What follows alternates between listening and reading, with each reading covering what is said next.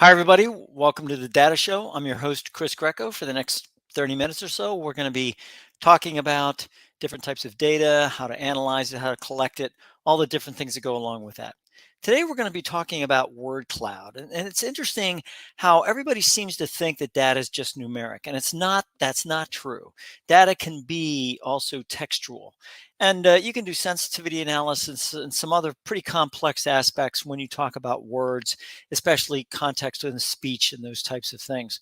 What we're going to talk about today is just using something called word cloud, which is free, and it's really a great tool actually to use. So what we're going to do is we're just going to take some speeches and we're going to go through word cloud and see if we can do some analysis with those speeches.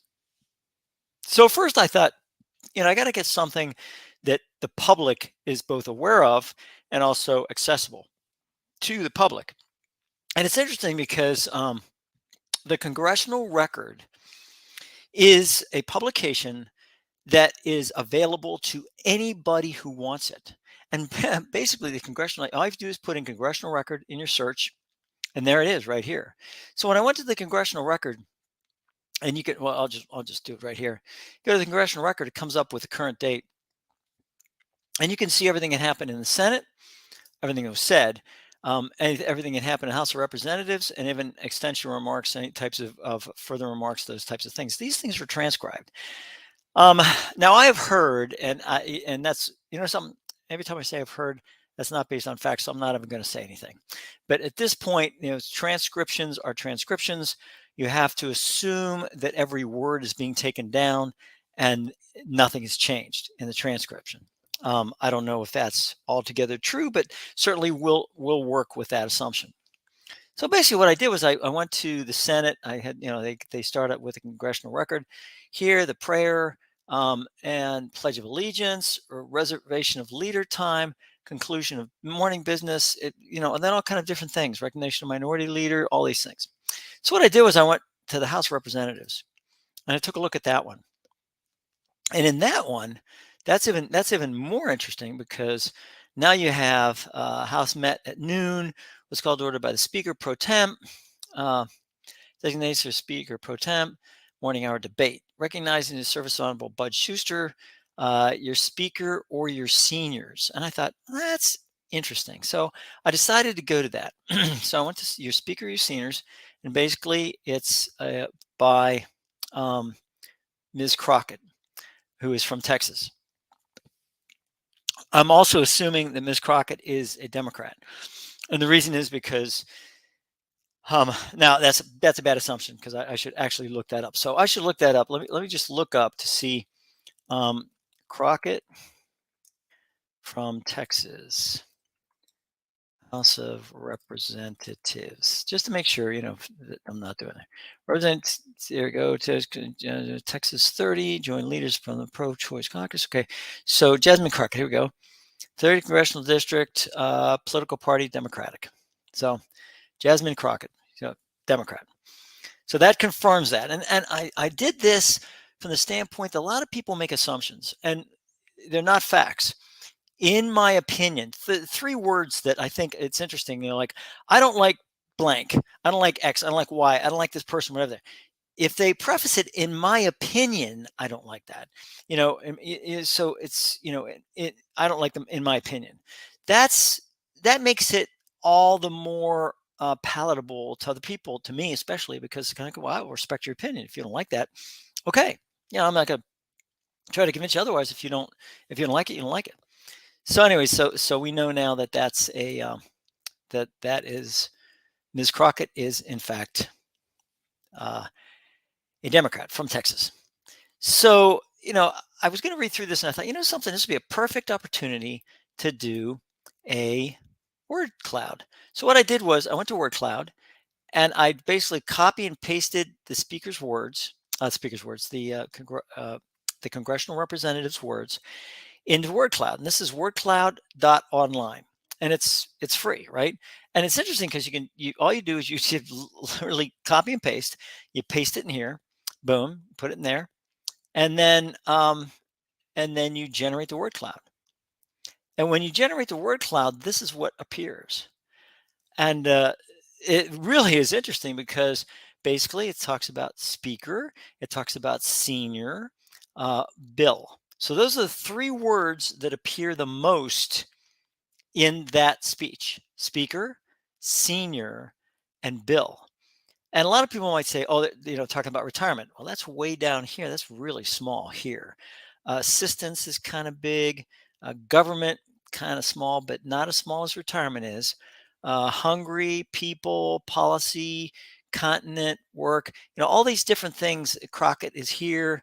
I mean, so there's different things here that you can sit back and go, well, not even reading the speech, I can assume, and again, assumption's bad, but I can assume that this had something to do with the Speaker of the House, seniors, and a bill.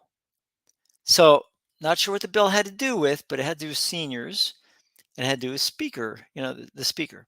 So it's interesting, and the title is really interesting from that standpoint. But this is pretty cool. You can do a lot of things with this, and I like it because it is, all you have to do is literally cut and paste. So let's do another one. We're going to do another one here, just to, again. So let's go back and see what we have here. Honor Life Service Sergeant Neil Horn, recognizing National and Travel and Tourism Week.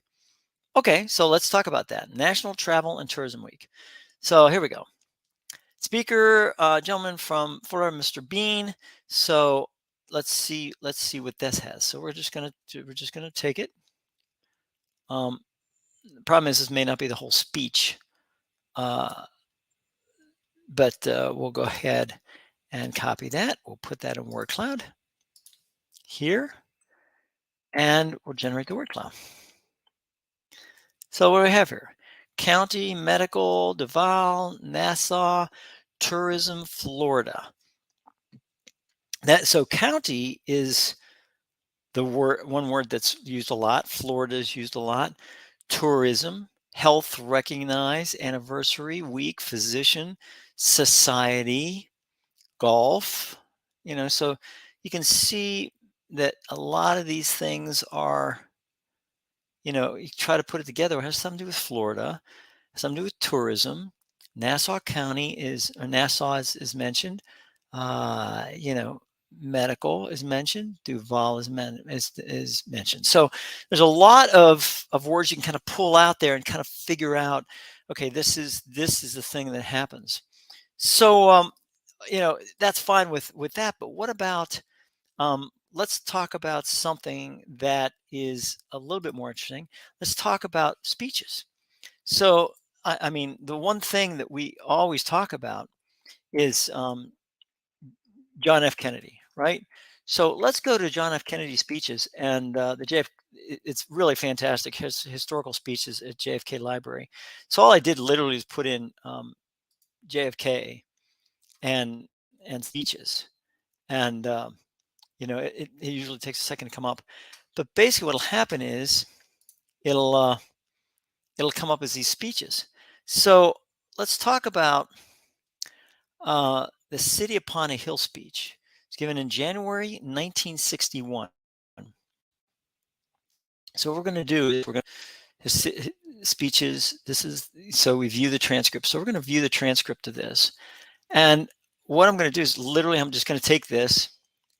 Like I say, well, I'm not going to read it. I'm just going to go ahead and I'm going to take it and copy and put it into word cloud.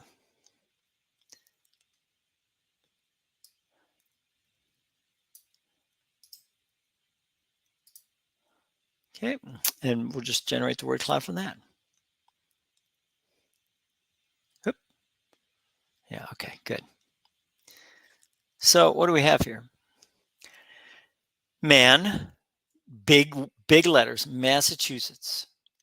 State, great, courage, historic, year, Kennedy, Bay, mistake. So a lot of things that John, John talked, there's a lot of John in there. Trust, the city upon the hill. And I have no idea. I'm sorry, but I just don't know what that has to do with. But basically, you can kind of get an idea as to what this speech is about just from taking a look at this and taking a look at the different aspects.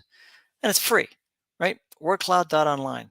But it takes text and it takes textual aspects and throwing it into a kind of numeric aspect, which word applies the most to whatever that is, speech, anything that you want to do. So, I mean, you can do this with speeches from not too savory characters too. Do speeches from dictators, do speeches. You can do speeches from Putin. I mean, interestingly enough, you can compare two speeches. So you could compare two speeches here. Let's say you wanted to compare two speeches of Putin, right? So you compare, Putin's speeches, and what we're going to do is we'll compare two speeches, and the Putin, and all you have to do is put in Putin speeches, right, and it'll come up. They'll come up, and so what they'll do is they'll say, and it's interesting. So you put in, it'll come up as the Russian actually. So April 25th. Let's talk about. So I'm trying to go all the way back to.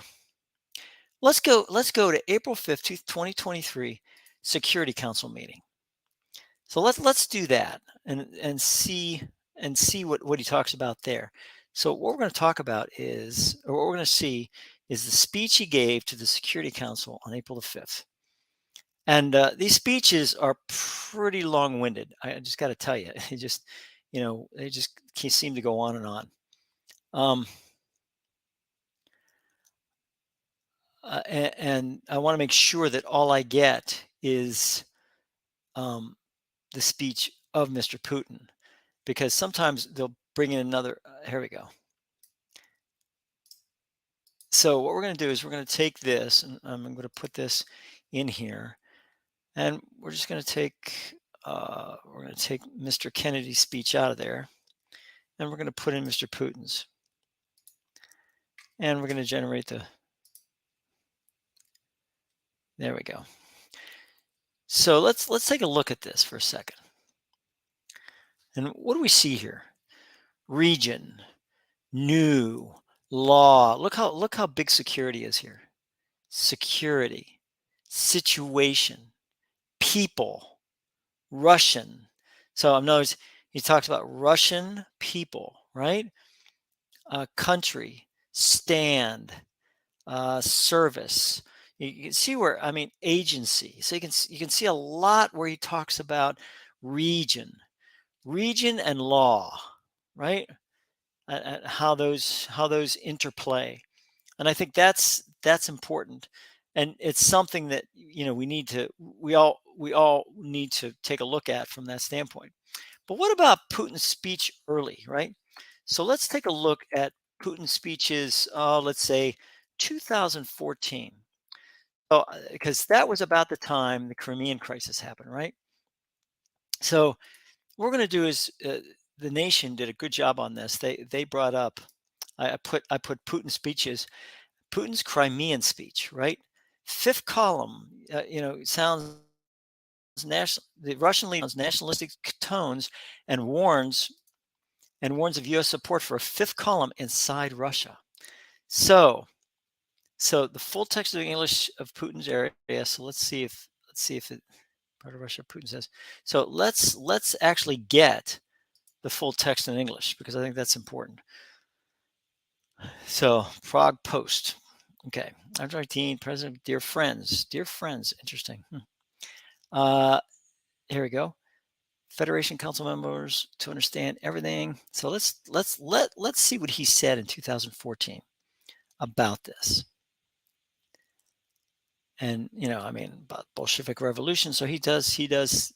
But again, his speeches are long speeches. Look at this thing. Gosh darn. And so we're gonna do as much as we can here. Okay. Can copy it, can put it in Word. And let's see what happens. So it's 2014. We're going to generate the word cloud again. Let's see what we have. Yep. And there we go. So text too long. All right. Here we go. So let's just take half the speech, right? So we're only going to take half the speech right from the beginning, and we're just gonna do about half. Let's see if we can get it that. There we go. Good enough. I mean, this is, again, we're sampling this, right? When we think about that, I always talk about sampling, and the sampling we're doing is not a random sample. So very, very important to understand. It's not a random sample. So we may be having some issues here. Let me see if it'll do it now. Okay. So and now what we're going to do is, again, okay. Let's try one more time. Okay. What we'll do is we'll make sure this word cloud online is not, there we go. Now we'll try it again. Generate the word cloud. And what do we have? Let's find out. Russia, Ukraine, Crimea.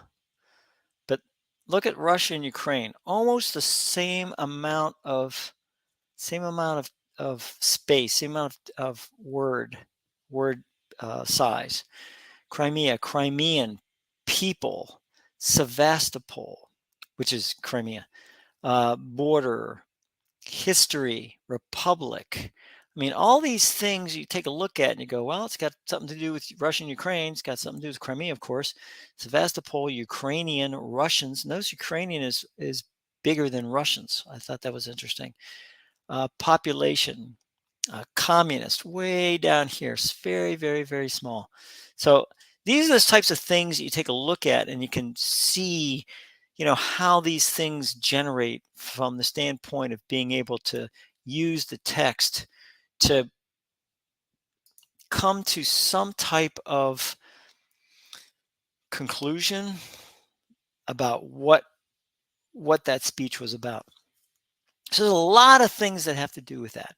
Now, about gathering data, I think it's very important to understand a couple of things. And first of all, I think, when you collect data, it's very important to start at the beginning. So let's say that a certain politician says something. Oh, one time I was driven to school by my dad. And, when I got out of the car, I saw two men kissing. So you sit back and you go, okay, wow, somebody said that. But then you start realizing a couple things. You say, okay, when was this? So you have to understand, the timing, the time frame of that. So you find out that the politician graduated from high school in 1961. So you know for fact, right? Fact, politician graduated high school 1961. We know that is a fact. So boom, that's a fact. We know that to be a fact. It's put in whatever you want to call it. So we know that. So we start collecting that data. That's how you collect the data. You start to figure out what is fact and what is not fact. Then we sit back and we go, what state was it? Right? What state did this happen in? What state did it happen in? All right, well, it turns out the state was Pennsylvania. It was Pennsylvania. So if graduated in 1961 from Pennsylvania, what were the laws like? What laws existed in Pennsylvania in 1961 having to do with that situation? You know, this is just about trying to get answers to the questions. So then you do that. You figure out, okay, what type of laws existed, and then you find out, okay, what is the probability? Because really, statistics is probability. What is the probability of that situation actually happening? Right? What's the probability of it happening? And it's not like, I'm calling that politician a liar. I'm not saying they misremembered. I'm just, the probability, what is the probability of that event happening based on the location, the year, and the existing laws? Because supposedly, allegedly, this situation happened outside of a school because a politician's parent was dropping him off at high school. So that meant that the situation happened outside the school. If that happened outside the school in full view, would that have been accepted at that point in time in 1961? All you can do is don't know. I mean, the bottom line is this: the facts are the facts. All you can do is say, did the situation happen? It all depends on the recollection of the individual. You can't say it didn't happen because the poss all you can say is that the probability of that situation actually happening is either very low or very high or somewhere in between there. So that's what you're trying to do when you gather data. You're trying to figure out a confidence level as to what exactly happened and why it happened, how it happened, those types of things. And that's what it does do with data collection. And speeches, textual aspects, all that stuff. There are ways of being able to do a good, solid data analytics with just text. But it's also very important that we understand that data collection and data analysis is not just computer work. And I say this every week, and I just stop using computers to somehow prove something. Instead of doing that, use your head. Figure out, what type of information is out there, what can I gather, how do I make it analytical, and what type of analysis do I need to do with it? In some cases, you don't need to go to SAS, you don't need to go to R, you don't need to go to Excel. You can literally do the analysis right up here, right up here, based on facts that you've gathered. And that's the way it goes. And I just love the fact checking aspect on this stuff. And no fact checking was done on this situation at all, which is fine. I don't expect a fact checking to be done on every single situation that is stated by a politician. God forbid that should ever happen. But at the same time, when you're getting people up on a lather, it's best to kind of throttle back and figure out, is this did you know is the probability of this actually happening very low? um, and that would tend to bring in an area of credibility when we talk about this situation. So it was kind of passed up by the media and kind of stated, and then that was it. And I can't blame the media for this because the media was just repeating what the politician said. So I mean, it's not like they sat there and put any credence to it. They basically said, um, "This is what he said." So, I mean, it's words out of somebody's mouth. I don't think anybody can go back. It's called, again, and I say this because a lot of people aren't getting it, is unfalsifiability. Um, and unfalsifiability means I can't go back and prove that false. I've no, unless I have an eyewitness that what 60 years ago, over 60 years ago, is willing to come forward and say, nope, that didn't happen on that day and that, time, whatever it is. Uh, it's unfalsifiable. I can't falsify it. So I mean, you have to sit back and say, well, I guess you got to take the individual's word for it, a politician's word. So I just leave it. I leave it there. So on that note, that's it for today for the data show.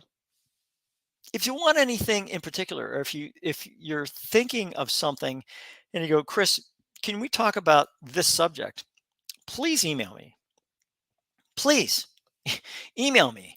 I'd be more than happy to answer any questions. Or if I don't know the answer, I'll go out and research it. I'll make sure that you get the answer you need to be able to move on with your analysis, or have any type of learning that you need. If it's a concept or something like that, I'll look it up. I'll demonstrate it online. We'll do it with whatever tool. I'll try to do it with Excel as much as possible. But if you do R, I'll try to do it in R. I'll do it, whatever you want. So I'm going to leave it at that.